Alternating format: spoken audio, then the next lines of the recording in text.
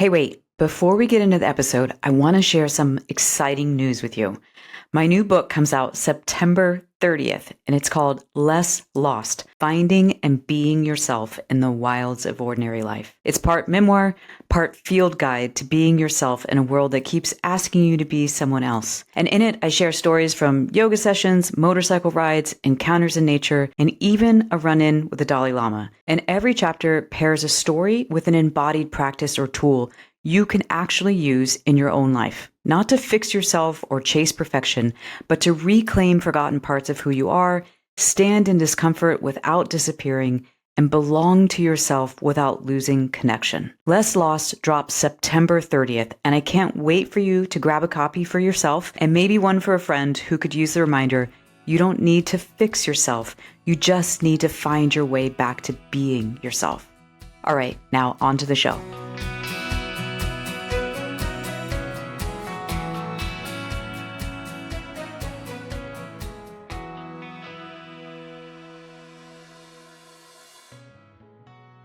Hey friend, welcome back to Hey Wait. One of the most enduring and important relationships in my life has been my relationship with the land. It's a part of why I live where I do, because the sage-filled high desert makes me feel at home in a way that no other place ever has. And it definitely speaks to me in a different way than the dark green ferny forests of the Northwest where I used to live. But wherever I am, whether it's the beach or the mountains or sitting next to the ancient oak tree that's right outside my office window, I always feel more at home in myself. And my nervous system just softens. I feel seen. And I remember that I belong as a part of this natural world. But it's more than just comfort. I go to the land to be in conversation with it. Because as long as I can remember, I've sensed the wisdom in the natural world. And that if I slow down and I listen, there's a kind of guidance or clarity that comes through either watching bugs scratch around in the dirt, or seeing what four-legged presents itself to me on my walk, or even just putting my nose in a flower to take a big whiff of its sweetness. Years ago, I guided vision fasts with the School of Lost Borders, and that was a way of helping others find that same connection with the land. And that experience shaped me deeply. But over time, as I got caught up in building and growing a business, that soulful relationship with the land slipped to the edges of my life. And nature became a place where I still went for recreation, but the reverence and the ritual was missing. And I'm grateful to the work of my guest today, Megan Leatherman, for helping draw that connection back toward the center of my life, and for helping me to see the relationship between the land and what she calls composting capitalism.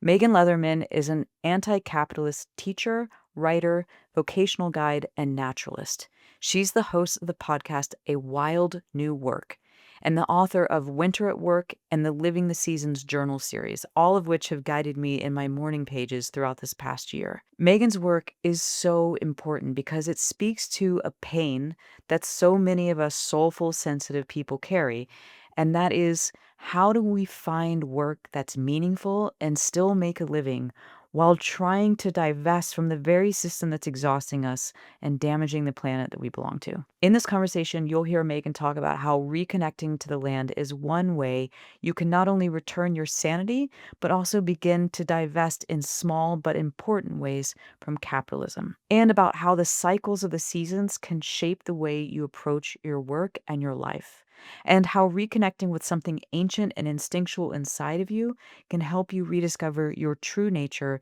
and the gifts you carry that the world most needs right now and that you most need right now. This is about finding the true antidote to hustle and burnout through reconnecting with your own natural rhythms and discovering what's closest to your own roots.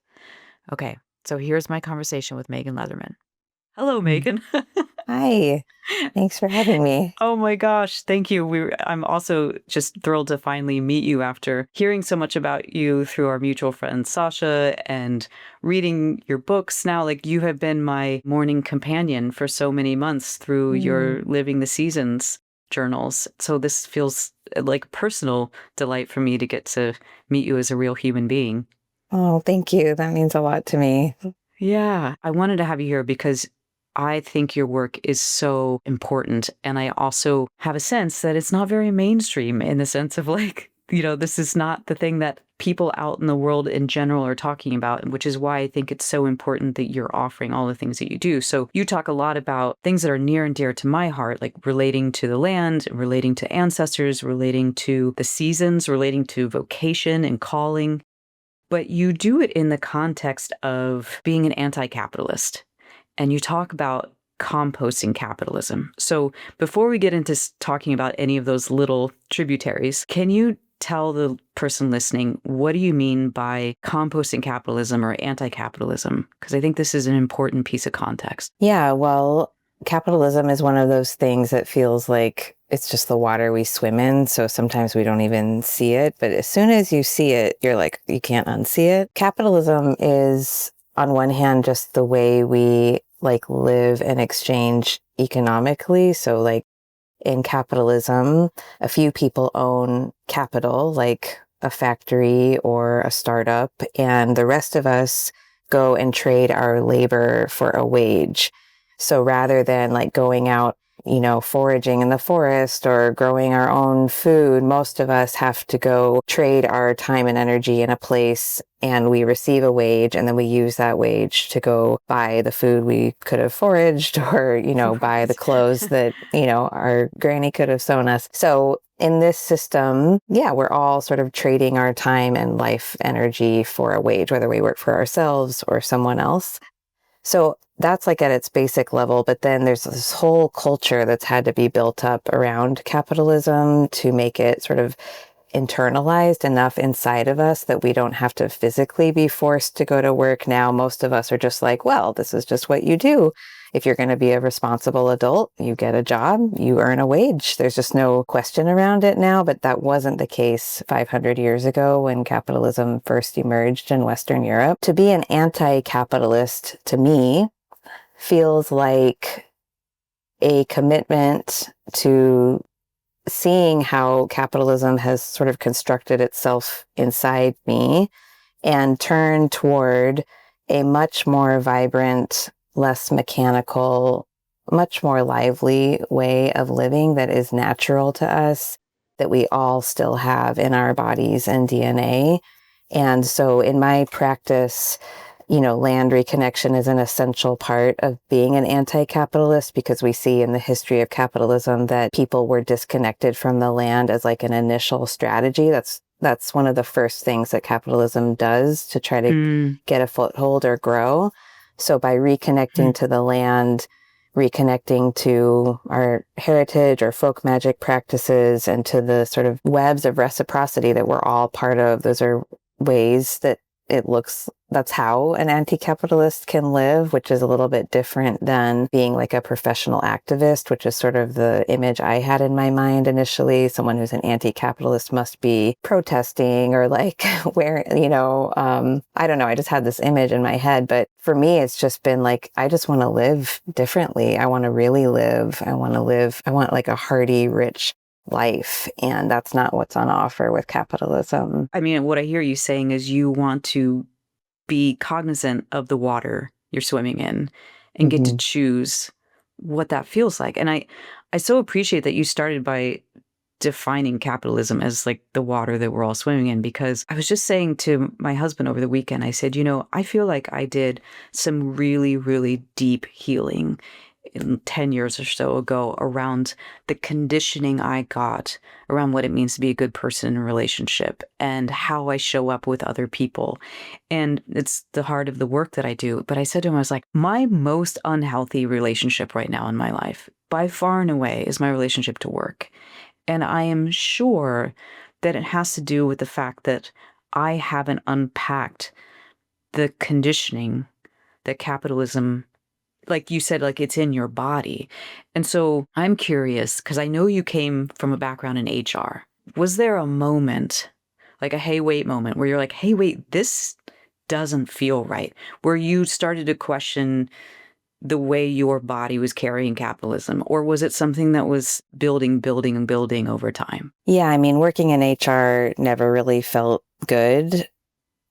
But I think the wait moment was really in 2020 when things started to really change a lot. And I had been sort of at the precipice of a big change in my work right before that, just feeling like things had really stalled or things were just feeling kind of dead on the vine in the work that I was doing. And what I realized is that for like 5 years preceding that, starting around 2015, I had been doing like career coaching, basic like supporting people to get into work that felt, Like as a meaningful side to them. hustle to your And I HR moved job or from within it? the HR job into like Oh, HR okay. consulting and then career Got it. coaching. So I was supporting people to just find work that they enjoyed, basically. And what I was finding was that even though I worked for myself and had a lot of autonomy and what I did felt meaningful.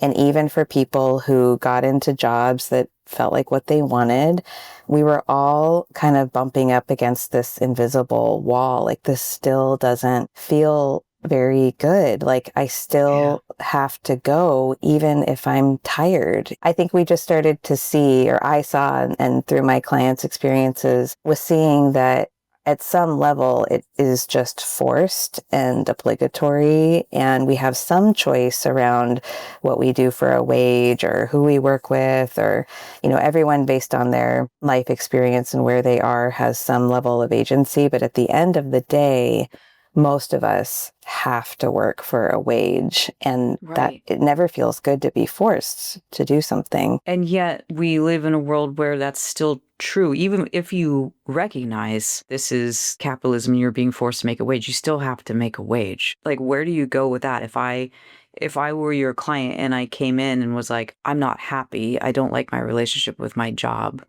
where do you start? Mm-hmm. Maybe that's a big question, but I'm like, Mm-hmm. help me. Yeah, I know. It is. It's really complicated. I believe that everyone was born on this planet at this time for a reason. And I draw a lot of meaning from that you are here with certain gifts and medicine that you carry that needs to come into this world at this time. And those gifts can be manifested through all kinds of different jobs, and they stay with you your entire life. They're just who you are and the presence that you bring. So what we're trying to do is to find like the best container for those gifts to come alive while being able to meet your material needs. Mm, And we can be really creative about that. For some people, where they earn an income is where they give of their gifts. That's like the channel by which they give of mhm. themselves. For other people, they need, just a basic job that doesn't really take a lot out of them. And then maybe they have their art or creative practice elsewhere. So we just want to be really open to all the different possibilities around it and to really, I think, embrace that each of us has some kind of calling while we're here, and gifts and teachings and lessons and medicine and all sorts of wonderful things that want to grow through us, just like we see on the land. There's all these different plants and fungi and animals that have something important to share and give, and we all play a specific role in the ecosystem. And capitalism wants to tell us that there is no meaning, there's no calling, you don't have any purpose here. Your purpose is to produce and consume. And the more you can do that, the better. But there's so much more to life than that. And it doesn't mean we don't have bills to pay anymore, but we all deserve a much richer sense of meaning and purpose while we're here. Yeah, when you were, saying that thing about capitalism doesn't care, it just needs you to keep producing. I get this like heavy feeling that I want to throw up, and it feels so hard to escape that orbit. But what it sounds like you're saying is like find a thing within that that brings you alive. This is maybe a place then to come back to how you were talking about like all those other pieces about land reconnection and connecting to your ancestors and vocational, all that. Like, how do those help weaken capitalism? To me, it feels like it's part of that composting capitalism piece, because the more I sort of head in the direction of knowing the land I live on and being in a deep relationship with them, knowing where I come from and the cultural practices that I bear, remembering that we're in this really beautiful web of interconnectedness. Every time I place my attention there, it's like some of my own life force or the water that's in me gets channeled elsewhere. And it's like a divestment sort of I'm divesting from capitalism and this dominator culture. I don't think it takes a lot to compost capitalism individually or collectively. If we look at what the land is doing this autumn, the earth is feasting and we don't have to try. The earth knows how to eat everything, all these dead leaves that are falling. The fungi Mm. know how to break everything down. It's just a natural process. And we can do the same thing with these things that are built in us that aren't, serving us in any way. It can be as gentle and simple as just, you know what, instead of, I don't know, producing this thing or consuming that thing, I'm going to go touch the ground, or I'm going to, dry some herbs, or I'm going to do whatever it is that sort of vital thread and keep sort of focusing there. I'm chuckling because as I'm listening to Megan, I'm thinking, like, I'm aware of the voice in my part of my brain that's like, this is BS. This doesn't do anything. You can't stop this machine. Oh, that's really cute that you're going to go dry some herbs. That's so hippie. Like, I'm not proud of this voice, but that is in there. The experience in my body, which is, yeah, when I do any of those things, one of my practices is to go out to the land near where I live, and I go out and I talk to everything and I ask for guidance, and I like you teach, I say to my ancestors, this is your granddaughter Jay. I'm here. Like, I need help today. Walk with me. And I know in my body what that does. I know how much sanity it returns. I know what it does for my nervous system, how it takes all that wild, gnarly urgency away. And from that place in me, I can hear what you're saying, which is like, it doesn't take much. It's enough to just go out in your yard and sit next to a tree for 10 minutes. And I do want to speak to that voice, that other voice, because I have it too. I'm sure the And person listening has it too. oh, totally. We're all like so conditioned in these ways. And what I have found is that when something is holding on so tight, or when something has to try so hard to survive, it sort of indicates how fragile it actually is. Capitalism has to be so violent and insidious because it's not sustainable and it's not natural. It has to be reinforced by titanium and plastic and all these things. And it has to have all these cultural norms that so many of us have inherited. And it has to be so built up because it doesn't regenerate itself. Like, if you're in a relationship with someone, if you have to hold on so tight, it doesn't indicate that that is a vibrant, healthy, sustainable kind of relationship. So we know that actually capitalism is very fragile. If people just stopped working, capitalism would end. If people just stopped buying things, capitalism could not continue. Like, it's actually a very precarious kind of system. I'm not saying it's not powerful and can't do a lot of damage, and I don't think we'll see the end of it in our lifetimes, but it's not a sturdy forest that could come back from a fire. Like, it's just not the same. Right. I love that it is powerful, but it's also precarious. Mm-hmm. And that's not real power. You talk about in a relationship that's not really working, how much you have to grip. So many of the people that I work with, I find, do the jobs that are most related to their own wounding. Like, people pleasers or people who are used to fawning or making sure other people are okay are almost always in direct care roles, she said about herself. But not just me, so many people. And that's one of those things where I've questioned, in myself. I always think about how when I was a kid, what I really loved to do was move my furniture around my room. I loved decorating. And I was like, I can't tell you how many times in recent years I've thought maybe one of the ways I divest from capitalism is I actually stopped doing this work that feels so linked to what I had to do as a kid to survive and feel like I was going to be okay and belong. and could go back to doing this thing that's just play. I say that because I feel like that's another way that in relationship to capitalism we grip from our conditioning.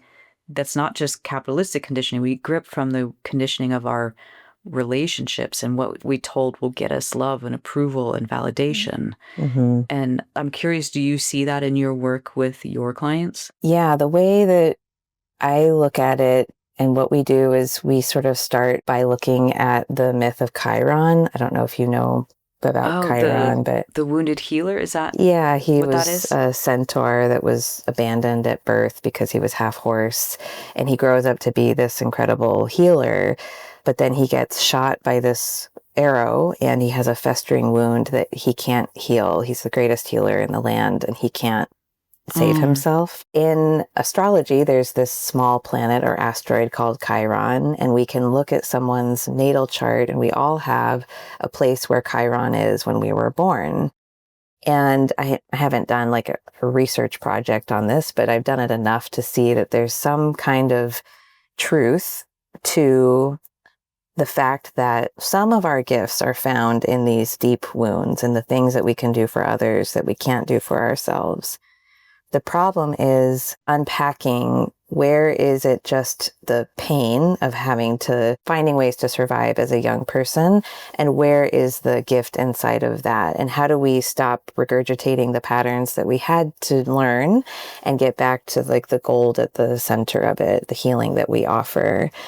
And so, yeah, I think there's definitely ways that capitalism in a predatory way sort of takes advantage of our wounding, and at the same time, there is truth, I think, to the fact that so many of us have these wounds that also have gifts in them, and we have to discern sort of what's what. Well, it's interesting when I think of your story, you were just a couple degrees off, as it were. Like you were in HR, you were helping people in their careers. Then you went to that intermediate place where you were more of a career coach outside of HR, but you were like helping people write their resumes and find a job. It's still kind of in degrees. And now the work is deeper. It's in the soul. It's about vocation. It's still really dang close. It's like you Mm-hmm. weren't that far off. So I'm curious for you again, like what was that process like of becoming more true to yourself in the work? I mean, I think I got a lot of help from life or the universe, if you will. I mean, when I left my job in HR and moved back to Portland, I was looking for another job in HR because I thought that's what you do. You just get another job. Mhm. And so many doors kept closing. It felt like I was so unlucky. I just felt like I was cursed or something. Like something would get close and then it wouldn't work out, or I thought this was a great thing and then it didn't feel right. And so I just could not get a job in HR. I feel like I was sort of in this river and I got pushed into self-employment. I never chose this. It just sort of Mm. happened. Like this was the only You had viable to make ends option. meet and you were like, all right, Yeah. I got to pull something together. Right. So I did contract work in HR and I found I really, really liked working alone at home. I found so much more renewal, and that opened up a space where I felt some creative life coming back online. And I started looking into and writing more about the workplace and what I was noticing and what it was like for people. And then I don't know how it happened, but this older part of me that never left, but this older part of me that felt really connected to the natural world also started to come online. And I started to play around with, how the natural world works and what's different about how the beings outside work versus how we are doing it in an office. And yeah, it just sort of was this evolution of thinking and seeing the dissonance between the kind of quote unquote natural world and the very sanitized workplace, and starting to explore that more. And Yeah. I think that's sort of how things cascaded. And I don't feel like I'm at any end point now. Who knows like how things will evolve, but it does feel much deeper and congruent with who I am now. And that's really what I look for, is that sense of congruence. Just like my inner experience matches what I'm doing externally. That's it I, for s- me. I say that all the time in my work. It's about your insides matching your outsides. Yeah, Yeah. and congruence isn't it isn't an endpoint. It's an evolution. It's always, which is one of the things I like about your podcast, A Wild New Work. Like you are on it constantly, kind of sharing the lesson. This is where I am, and this understanding for myself as well. You mentioned some of the like living seasonally is something that capitalism does not do, right? Like we don't have, well, even I was gonna say, even in farming these days, farming is still, it's not seasonal in the way it was back 500 years ago. There's like forced manufacturing around all of it. Anyway, what I was going to get at is when you're working in that capitalist, like I'm just in the water, I don't even know it. There's no ebb and flow, there's no withdrawal, and it's all just static, steady, Hmm. produce, produce, produce. So we're in the fall now while we're talking, which is to me the absolute best season in the entire year. I love it. And I've always loved the metaphor of the seasons. It's something I've always kind of looked to. So, what are some of the teachings or the wisdom of fall, of the autumn season, that people could, the person listening could like start to play with this in their own way? Yeah, I mean, every season is so rich with learning, and every time we go around the wheel, there's another chance to learn it more deeply. Mm. I think what's feeling most alive for me right now is like letting go, and shedding is always a huge part of the autumn season. And I think once you begin to pay even just a little bit of attention to the seasonal cycles, you will find that your own life can really match what's happening on the land. So, like for me, there's been a couple of things that even in these first couple of weeks of fall have just, like I said, the earth eats them recently. Like it just, I had these plans that I thought were going to happen this autumn, and they've just like already kind of been cut away or fallen away. And I'm like, all right, that is the time. And it's a period of refinement. And, you know, we can really resist it and not want to let go and not want things to be composted or decomposed, but it's so natural. And it takes some discernment to understand what is just going dormant versus what is truly at its end versus, I mean, there's lots of different levels to decay and letting go. And that's why we want to be kind of sharp and precise in the autumn with where we spend our time and energy, because the sharper we are about what is really valuable and sacred to me right now, the cleaner the cuts can be when we, you know, either cut things away or allow things to fall away.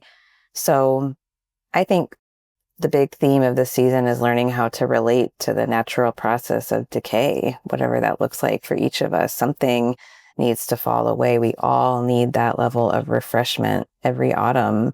It's so refreshing for your leaves to drop and for you to let go of things you are holding so tightly on, and you can just let go even in your being and just imagine letting go and see how it feels. Or like, Yeah. would this survive till spring, or would it really be the end? And that's how new life gets made, is by engaging with that process. I think you just nailed why I love fall so much. Is it is that feeling of permission. I feel so overwhelmed by how much is out there, how much connection is out there, how much content is out there, how much creating is out there, how much, it's just so much. In the fall, there does feel like there's some kind of mirroring permission to say, no, all of this can't survive. Something's got to go.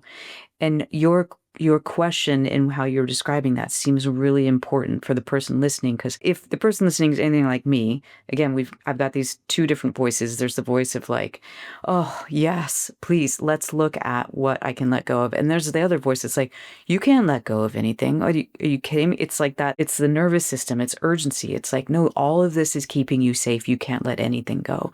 And what you said in that is, you have to ask yourself the question, what is sacred to me? That be the lens through which you can start to see what isn't absolutely necessary, what isn't absolutely serving you, what isn't absolutely of this moment. Like, it doesn't mean it can't ever exist.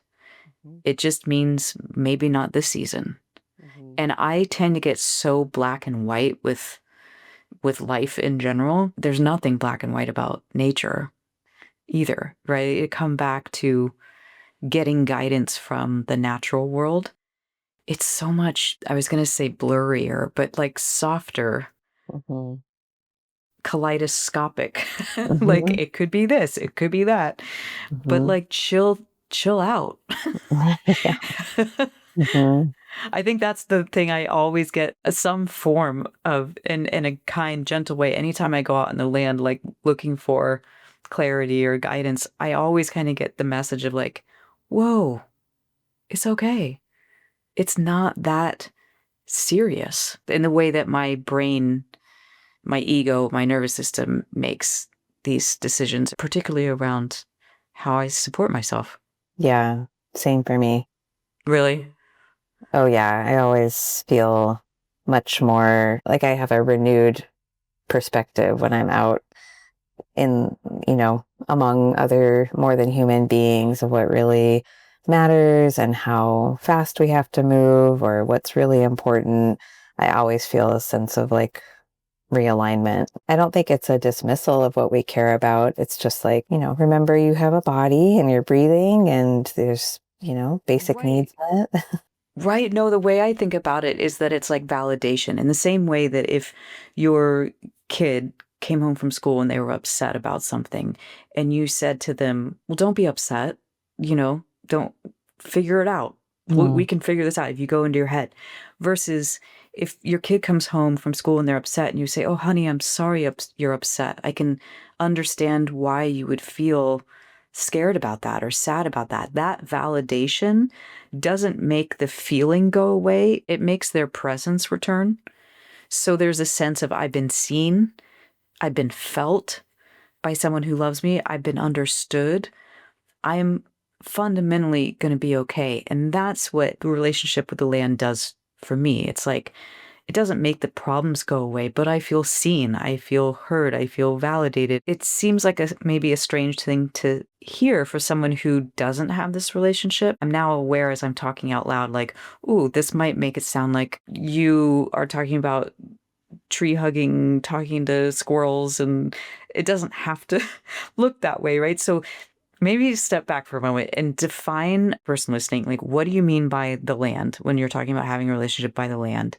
And like, what do you see as like the forms of support that a person can get from it yeah. if they're open to it? Yeah. The land to me is just essentially the more than human world. So all beings that aren't human. So the land to me is the soil, it's the plants, the fungi, the birds, the animals, and it can be the land in your backyard or at the park down the street. It can be the sky. It can be, the vast wilderness is all of those things. And I'm saying it like it's a binary, but it's not. You're also the land, but that's like a Mm. little I'll leave that there for a minute.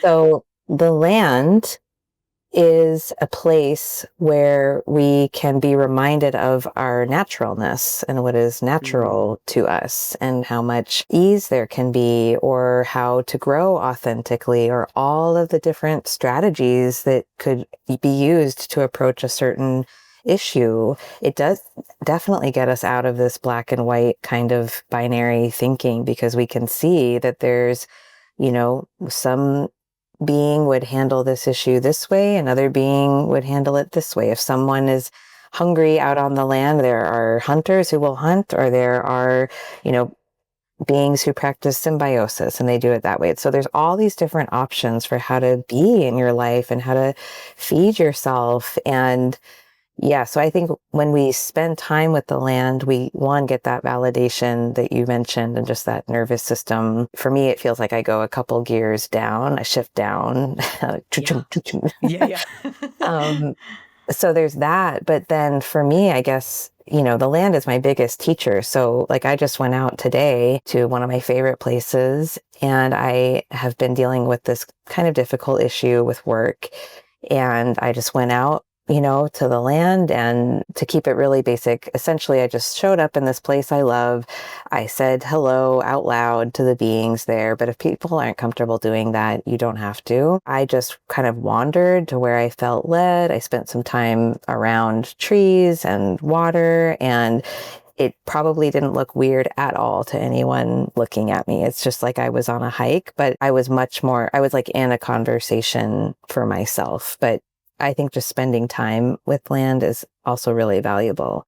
But if you want to, I really believe that the beings there are open to having a conversation and open to showing us things that can be helpful to us if we need, and different ways to approach and look at issues, like real practical stuff in our lives.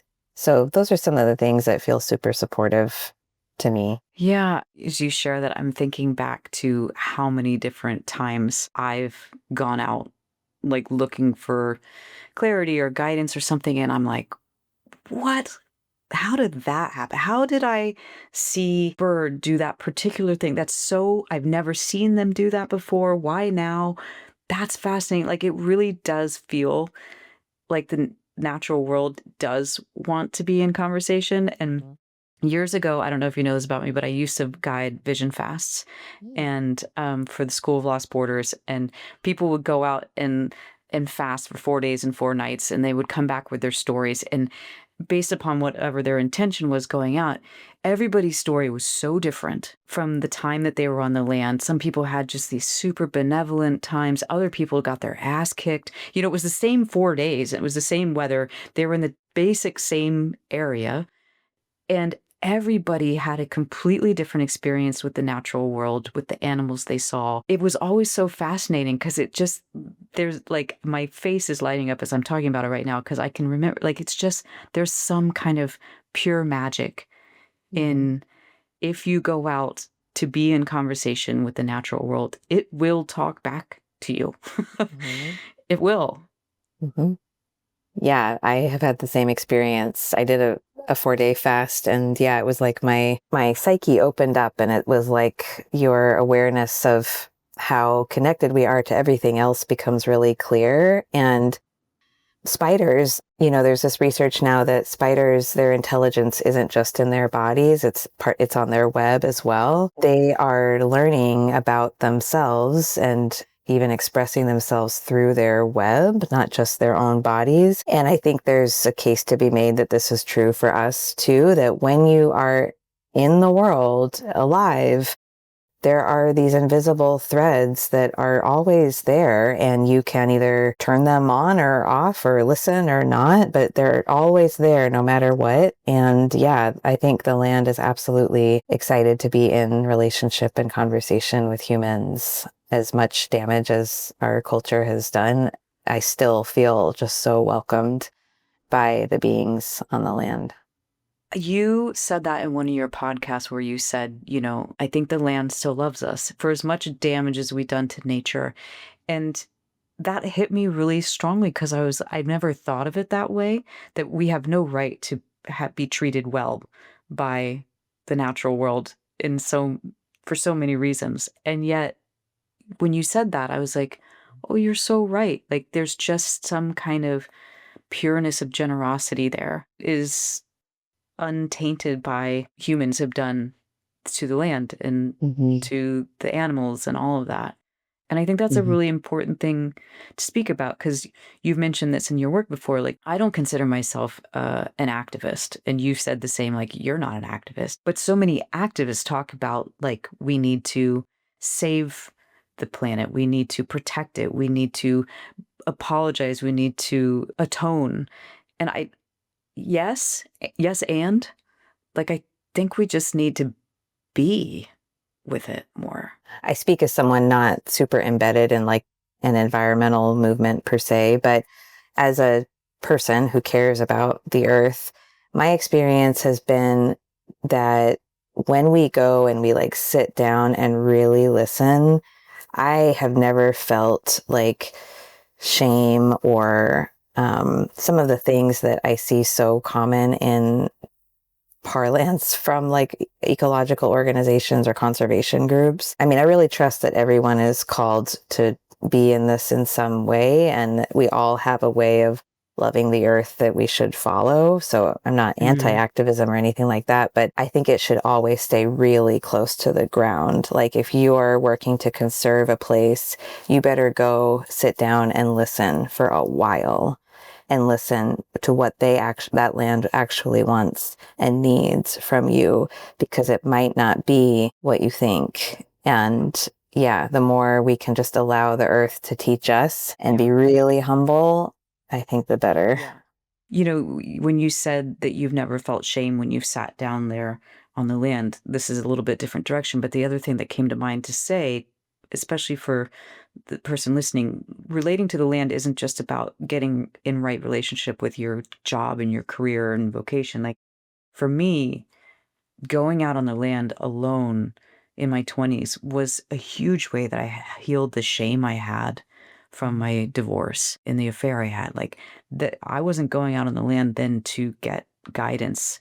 I was going out on the land to feel like there was a place where I could just be and not be in shame and not be around other people that I felt like I didn't know how to be around. Like the land just was there for me. And so I share that because I want to come back and have you like speak to the person listening if they're curious about this, if they want to start to relate, and particularly if they want to start to relate, but like they live in a city, Mm-hmm. you know, or they don't consider themselves someone who is outdoorsy, right? Like they're not going hiking in the mountains on the weekend. What would you say is an accessible starting point to just see about how you relate to the land? I think one really nice way at this point in the seasonal cycle, if someone listening is in the northern hemisphere, but even if you're in the southern hemisphere, is to start paying attention to the light and dusk and dawn. So even if you're in an apartment 85 stories up or whatever, you can wake up and notice if it's light or dark. You could light a candle if it's dark. You could notice the sunset and sunrise and notice how those times are going to start changing and shifting, and watch the sky and what happens. Watch the birds that are flying by. There's always land around. It's everywhere. It's right underneath the buildings.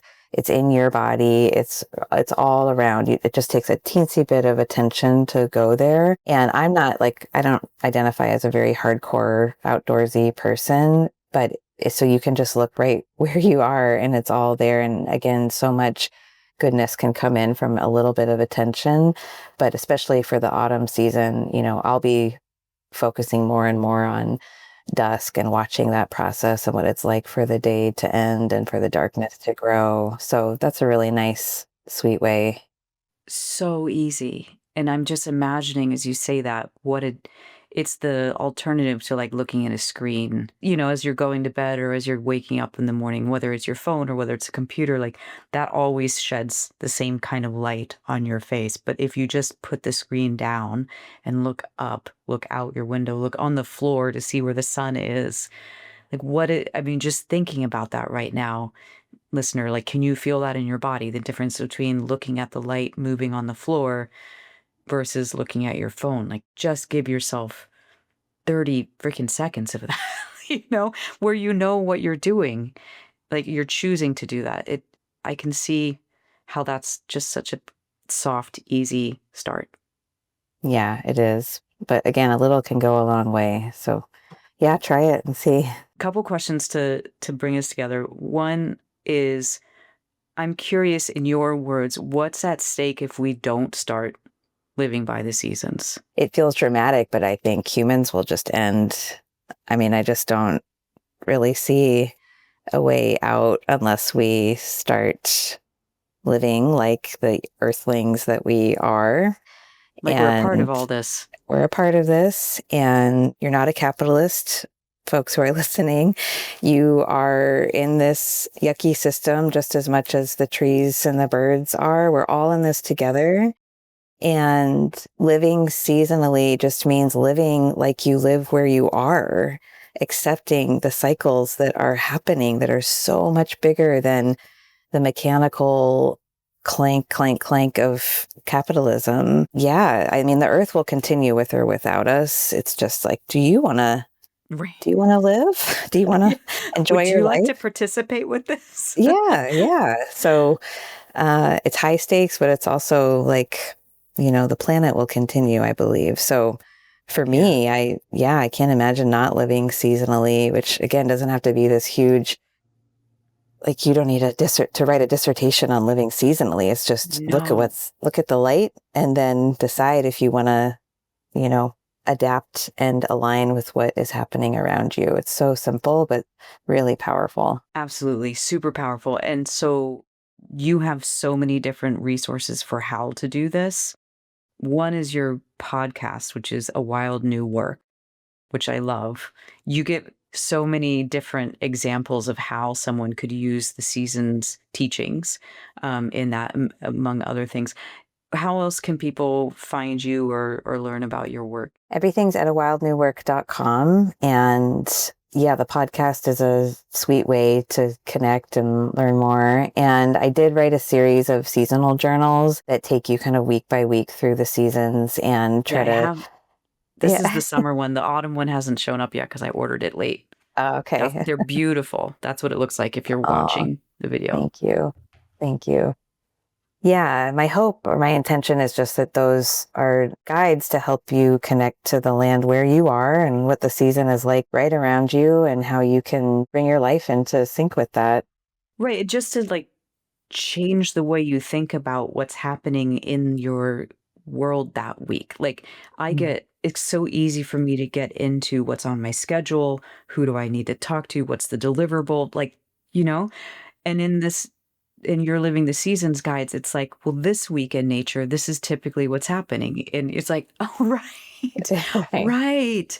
Yes. There's this other world that I'm living in. And if I align to that, even just the way I'm thinking about the theme of the Mhm. week, if I make the theme of the week be to like over the summer, I loved the story about the crabs and how they outgrow their shell. And there's a time where they don't have a shell and they feel really vulnerable, but they have to do it in order to grow. Like for me to think about that as the background to the theme of my week versus who do I need to talk to? What do I need to get done? What bill do I need to pay? It just like I can feel it in my pelvis right now as I talk about it. It's like it grounds me. There's Yeah. nothing more grounding than thinking about the relationship to earth, seasons, Hmm.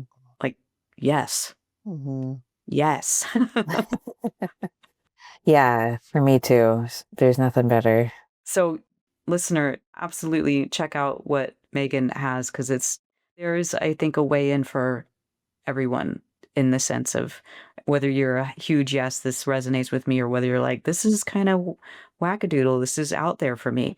There's a way in. Back to the final question I always ask everybody on Hey Wait, I talk a lot about not losing yourself in relationship with other people, how to kind of stay with that sense of your true self or your natural self, no matter the situation. So I'm curious. I know you have so many practices and so many different rituals that you do, but is there one in particular that you feel like when you do it, this is your way of like staying with yourself or taking up space, not letting yourself be ignored or, Well, it might be cheating a little bit, but it feels like I'm so much more capable of doing that when I have touched into, again, my land practice enough.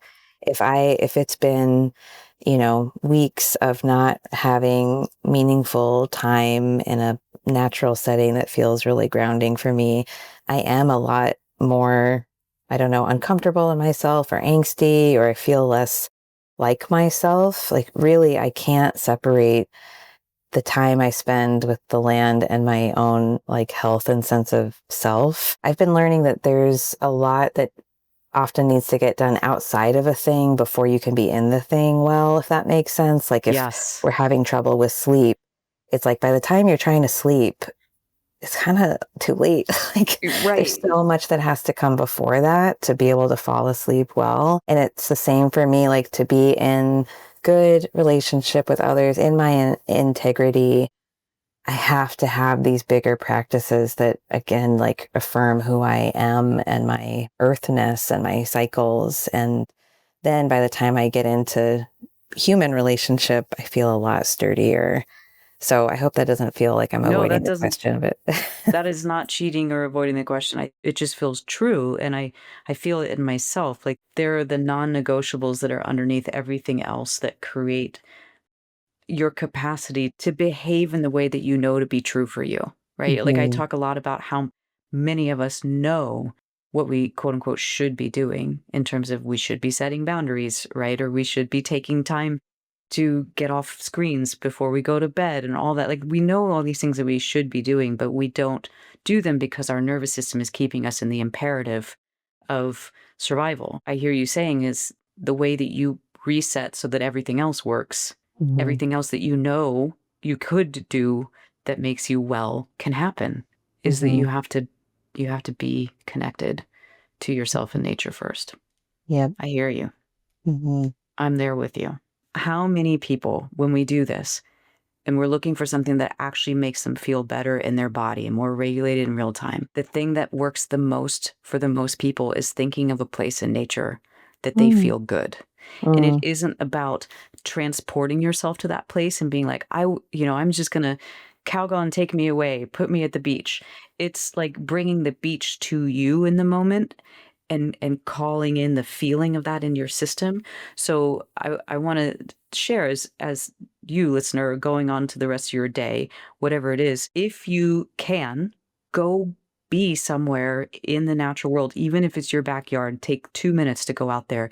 And if you can't for some reason, or you feel like it has to be much bigger than it is and you just can't do the big gesture, close your eyes, think of the place where you feel the most seen, safe, happy, vital, alive, and bring that sensation into your body because I truly believe from my own experience and seeing it with people, it has the same effect. You can call it in as much as you can go out and find it. So that's my homework to you listening out there. But I just want to say, Megan, thank you so much. I think, as I said at the beginning, I think your work is really important, and I hope that it makes people think a little bit differently about who they are in the relation of, relationship to all the things, all the Mm. beings. So Thank you. I thank you. really appreciate that. Yeah, this has been really lovely. Thank you. Yeah, I think I might have to have you back sometime and talk about all the different there's so many different, ways your work goes, but in the meantime, go check out her work. Thank you for being here, Megan, and I'm gonna end with the, "Hey, wait, remember, your insides matter, and the right people will meet you there, so stay with yourself this week until I get to see you again next week. Thanks for being here."